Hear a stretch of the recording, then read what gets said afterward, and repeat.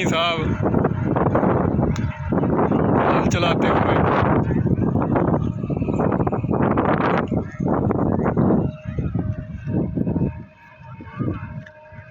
अल्लाह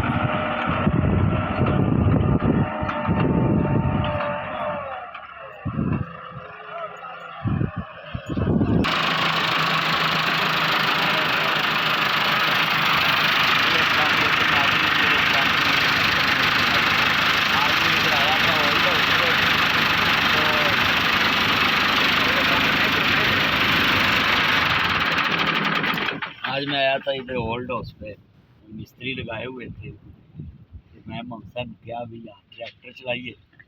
tractor चलाना मैनू आंदा नहीं, पर अज तुक्का ही लाया है। तो पहली दफ़ा मैं ट्रैक्टर वाया।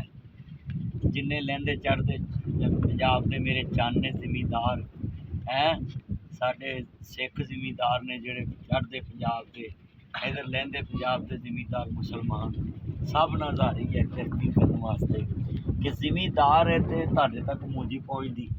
जिमीदार मेहनत करता तुहाडे तक कणक पहुँचती।